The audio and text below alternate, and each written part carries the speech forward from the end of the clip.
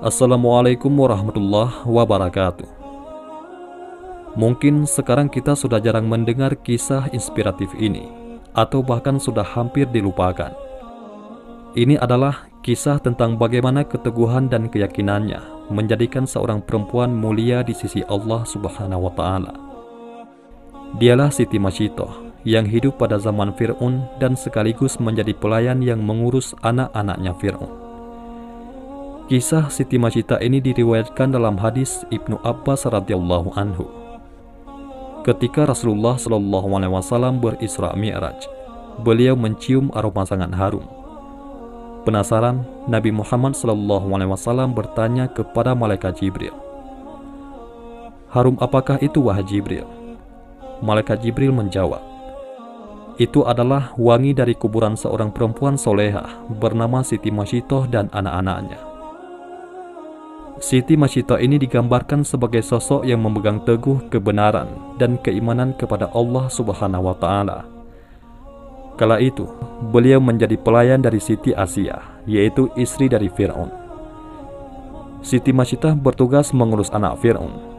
Seorang lagi yang dekat dengan Siti Mashiitoh bernama Hazakil.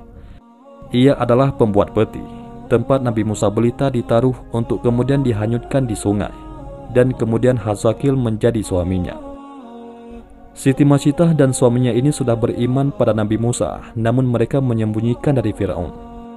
Namun suatu ketika, Mashiitoh menemukan suaminya telah meninggal dengan cara mengenaskan, yang ternyata dibunuh oleh Fir'aun karena ketahuan sebagai pengikut Nabi Musa alaihissalam. Siti Mashiitoh sangat sedih melihat kondisi suaminya, namun beliau bersabar dan berserah diri kepada Allah. Beliau berkeluh kesah ke istri Fir'aun, yaitu Siti Asia. Sang istri raja ini pun memberikan nasihat agar Mashiitoh dan anak-anaknya sabar. Namun, beliau bisa membaca isyarat dari Siti Mashiitoh yang beriman kepada Allah. Di akhir nasihatnya, Asia mengatakan bahwa selama ini dia juga beriman kepada Allah, tapi menyembunyikan di hadapan suaminya. Sepeninggalan suaminya, seperti biasa, Mashiitoh menjalankan tugasnya sebagai perias putri Fir'aun. Ada kisah sepele, tapi berdampak besar. Gara-gara sisir yang terjatuh, akhirnya terungkap jati diri Mashiitoh. Saat itu Mashiitoh sedang menyisir rambut anak Fir'aun. Tiba-tiba sisir dalam genggamannya terjatuh. Ketika mengambil lagi sisir tersebut, bibirnya refleks mengucap Bismillah. Ucapan itu membuat anak Fir'aun terkejut. "Apakah ucapan yang kamu maksud adalah bapakku?" tanya anak Fir'aun. Siti Mashiitoh dengan jujur mengatakan bahwa maksud kata itu ialah Tuhan sesungguhnya, bukan ditujukan untuk Fir'aun, yaitu Rabbku, juga Rabb ayahmu, yaitu Allah, karena tiada Tuhan selain Allah, kata Siti Mashiitoh.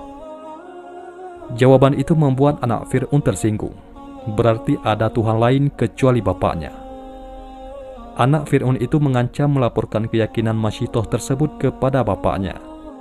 Namun Mashiitoh tak gentar, karena ia yakin Allah adalah Tuhan yang sebenarnya, bukan Fir'aun. Laporan anaknya membuat Fir'aun murka. Ia tidak menyangka pengasuh anaknya adalah pengikut Nabi Musa. Mashiitoh dipanggil, lalu ditanya oleh Fir'aun, "Apakah benar apa yang disampaikan anakku? Siapakah Tuhan yang engkau sembah selama ini?" Mashiitoh tidak mengelak tuduhan itu. Dengan tegas ia mengatakan, "Betul bahwa tiada Tuhan selain Allah yang sesungguhnya menguasai alam dan isinya." Jawaban itu membuat Fir'aun semakin marah. Dia memerintahkan para pengawal menyiapkan minyak mendidih di dalam tembaga besar. Wadah panas itu menggodok Mashiitoh beserta anak-anaknya. Pemandangan itu disaksikan masyarakat luas. Sebelum dimasukkan ke minyak panas, Mashiitoh diberi kesempatan sekali lagi untuk memilih. Dia dan dua anaknya selamat jika mengakui Fir'aun sebagai Tuhan. Sebaliknya, nyawanya terancam jika tidak mau mengakui ketuhanan Fir'aun.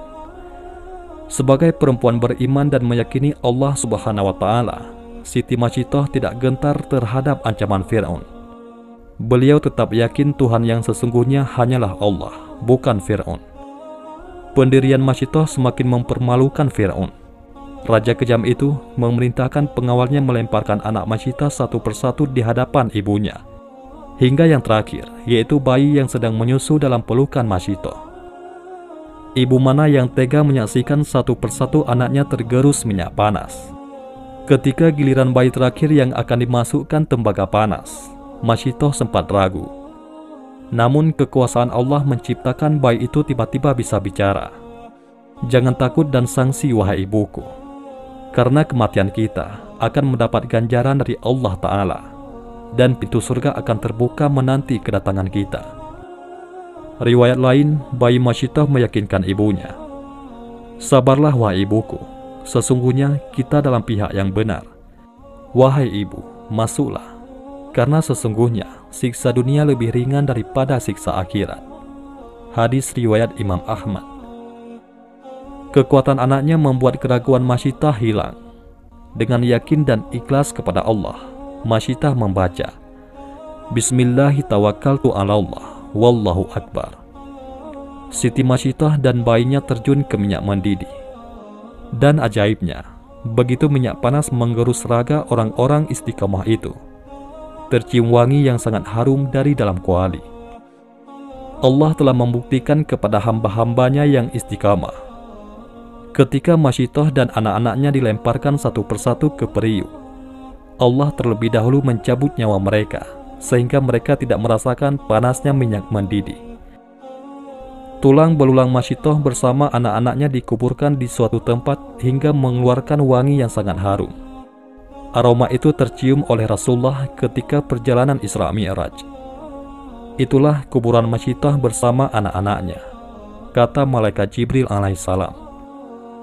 Demikianlah kisah seorang perempuan solehah bernama Siti Masyitah yang tetap teguh memegang keimanannya walaupun dihadapkan pada bahaya yang akan merenggut nyawanya dan keluarganya. Dan Allah Subhanahu wa Ta'ala pun memuliakannya. Wallahu a'lam bishawab.